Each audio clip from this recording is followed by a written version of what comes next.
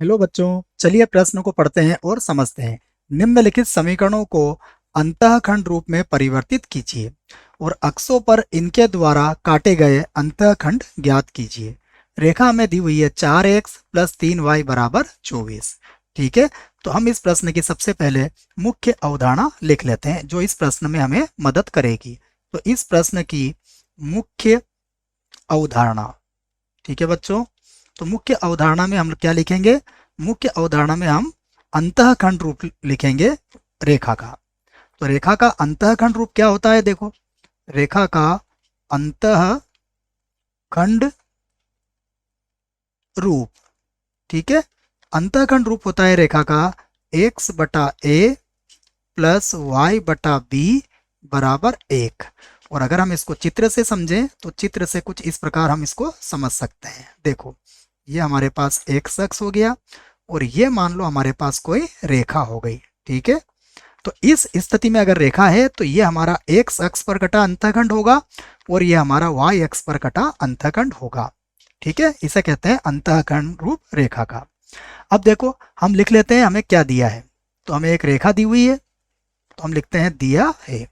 देखो, दिया है में हमारे पास रेखा है 4x प्लस 3y बराबर कितना है? 24।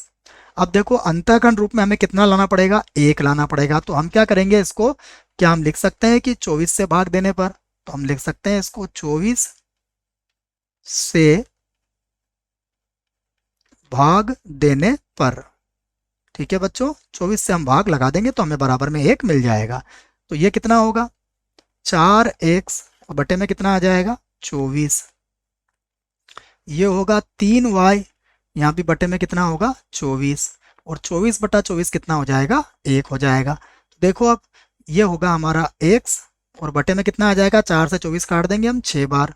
ठीक है, और ये हो जाएगा y बटा 8 बराबर 1। ठीक है, तो ये जो रूप आपके सामने आया है इसे क्या कहते हैं? हम इसे ही कहते हैं अंतःखंड रूप।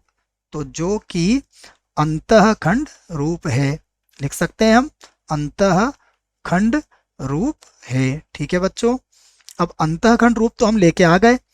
अब हमें क्या चाहिए कि अक्षों पर कटे गए अंतःखंड भी। तो हम दोनों अंतःखंड यहाँ पर लिख भी सकते हैं। देखो, हम लिख सकते हैं x अक्ष पर कटा अंतःखंड। ठीक है, ये होता है हमारा x अक्ष पर कटा अंतःखंड। और इसी प्रकार हम लिख सकते हैं y अक्ष पर कटा अंतःखंड। ठीक है बच्चों, देखो अंतःखंड कैसे लिखेंगे हम? हमने चित्र में इसको समझ लिया है। एक अक्ष पर कटा अंतःखंड हम a से व्यक्त करते हैं। तो देखो a बराबर कितना हो जाएगा हमारा? यहाँ पर देखो तुलना करोगे तो ये आएगा आपका 6। और y अक्ष पर कटा अंतःखंड हमारा b होता है, तो देखो ये कितना आएगा? 8। तो ये हमारे दोनों आंसर आ चुके हैं।